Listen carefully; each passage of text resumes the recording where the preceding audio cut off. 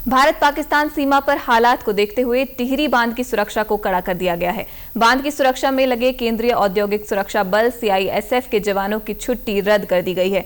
वहीं dam top से सार्वजनिक और निजी वाहनों के आवागमन के समय में कटौती की गई है। अब शाम 7 बजे के बाद डैम टॉप से वाहनों का संचालन नहीं हो सकेगा।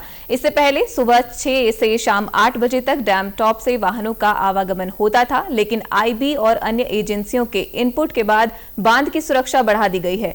अब शाम 7 बजे के बाद वाहनों को 0 पॉइंट से घूमकर आवागमन करना होगा, जिससे लोगों को 12 से 15 किलोमीटर की अतिरिक्त दूरी तय करनी पड़ेगी।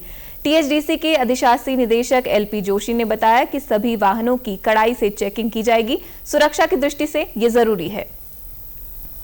निर्णय लिया गया कि जितने भी जवान और जितने भी ऑफिसर्स सीआईएसएफ की छुट्टी पर गए हुए हैं उन सबको वापस बुला लिया गया है और सुरक्षा व्यवस्था को बहुत ही पुख्ता कर दिया गया। इसमें सारे हमारे जो इम्पोर्टेंट इंस्टॉलेशंस हैं, जो जगह हैं, जो हमारे बैरियर्स हैं, सब पर हमने सुरक्षा के हिसाब से जवानों की तैनाती कर दी है और किसी भी ऐसी हालात में हमारी जो सीआईएसएफ है पूर्ण रूप से वो अलर्ट है और हमने अपने अधिकारियों को भी अलर्ट किया हुआ इसमें, क्योंकि हमारा जो डैम का ऑपरेशन है, पावर हाउस का ऑपरेशन है, वो 24 घंटे चलता है।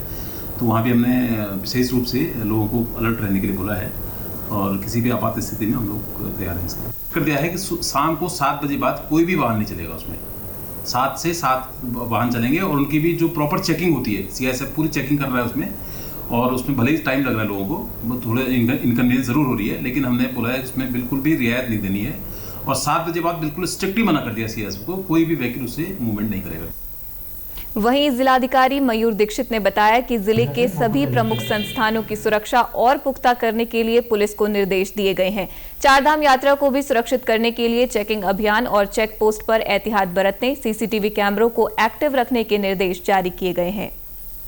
देखिए, इसमें भारत सरकार और राज्य सरकार के दिशा निर्देश में हमारा जो आपदा का जो कंट्रोल रूम है उसी को हम लोगों ने एक्टिवेट किया हुआ है और जहाँ जहाँ हमारे संवेदनशील स्थल हैं, जो भी जनपद में है या जो चारधाम यात्रा भी चल रही है, उसमें भी हमने सिक्योरिटी बढ़ा दी है और हर जगह जो भी ऐसी स्थल हैं वहाँ पर जो इंचार्ज ऑफिसर्स हैं या फिर जो इंस्टीट्यूशंस हैं उनको भी अलर्ट पे रखा है।